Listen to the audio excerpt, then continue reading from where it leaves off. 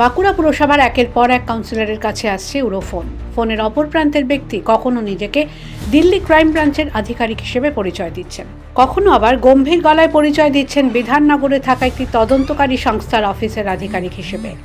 অভিযোগ প্রত্যেক ক্ষেত্রেই রীতিমতো হুমকি দিয়ে বলা হচ্ছে, দিল্লি বিস্ফোরণ কাণ্ডের তদন্তে উদ্ধার হওয়া সিম কার্ডগুলি সংশ্লিষ্ট কাউন্সিলরদের নামেই নথিভুক্ত রয়েছে।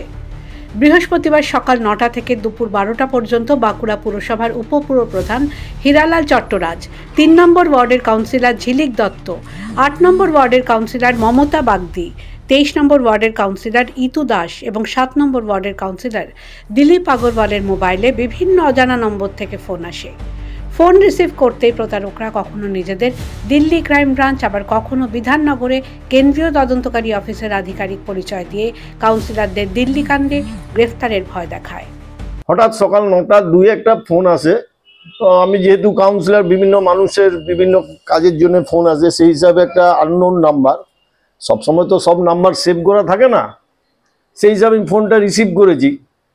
এবারে ফোন রিসিভ করার পরেই আমাকে ভদ্রলোক বলছে যে আমি দিল্লি ক্রাইম ব্রাঞ্চ থেকে বলছি, যে আপনি জানেন তো দিল্লিতে একটা কিছুদিন আগে বোমবাস্টিং হয়েছে এবং তাতে তদন্ত চলছে। সেই তদন্তে কাশ্মীরে ওমর বলে কেউ একজন নাম এসেছে এবং তার বাড়িতে তদন্ত করতে গিয়ে কাশ্মীরে তার বাড়িতে ৩৫টা সিম কার্ড উদ্ধার হয়েছে, যেগুলো বিভিন্ন নামে আছে। তার মধ্যে আপনার দিলীপ কুমার আগরওয়াল, আপনার নামে একটা সিম পাওয়া গেছে, আপনার নামে রেজিস্টার আছে, একটা নাম্বার বলে। আমার তো এই নাম্বারে কোনো মোবাইল নাম্বার নেই, আমার সিম কার্ড তো আমার নামে এরকম হবে না। আপনাদের কোথাও ভুল হচ্ছে, দেখুন অন্য কোনো দিলীপ কিছু হবে। বলছে না আপনি তো কাউন্সিলর। হ্যাঁ আমি কাউন্সিলর। বলছে না আপনার নামে সিমটা রেজিস্টার। বেশ গম্ভীর এবং একটু কি বলবো, থ্রেড করার মতো কথাবার্তা আর কি। তখন আমি বললাম দেখুন, যদি আমার নামে কোনো কিছু রেজিস্টার্ড সিম আছে, আপনার তদন্ত করুন, আমাকে নোটিশ পাঠান, আমাকে নোটিশ পাঠালে তার উত্তর আমি দেবো বলে আমি লাইনটা কেটে দিই। আমি বুঝতে পারি যে এটা একটা ফ্রড কিছু একটা হতে যাচ্ছে আর কি। দিয়ে উনি বলে বিধাননগর থেকে বলছি। তখন হ্যাঁ বলুন। তখন দিল্লি বিস্ফোরণ নিয়ে জিজ্ঞাসাবাদ করে আমাকে।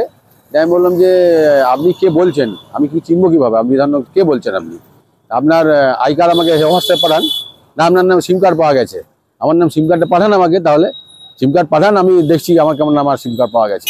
তখন বললো যে ঠিক আছে আপনার ঘরে লোক পাঠিয়ে দিচ্ছে, এখন আমি পাঠান, এখন লোক পাঠান। দিয়ে বলে আপনাকে গ্রেপ্তার করা হবে, অ্যারেস্ট করা হবে, এইসব কথাবার্তা বলে ফোনটা কেটে দেয়। জনপ্রতিনিধি আমাদেরকে ফোন করছে, আমাদের আরও কাউন্সিলরকে ফোন করেছে, ৩ নম্বর, আপনার ২৩ নম্বর, আপনার ৮ নম্বর, আমার চেয়ারম্যানকেও করেছে। তাহলে এগুলো তো ধরুন বুঝতে পারছি না কীভাবে এটা হচ্ছে, সেই জন্য আমরা একটা কমপ্লেন জানিয়ে রাখলাম। প্রথমে কিছুটা হকচকিয়ে গেলেও অল্পক্ষণের মধ্যেই বুঝতে পারেন এই ভুয়ো ফোন কল আসলে প্রতারণার ফাঁদ। তারা প্রত্যেকেই পৃথকভাবে বাঁকুড়া সাইবার থানার দ্বারস্থ হয়ে লিখিত অভিযোগ জানান। The wall bureau.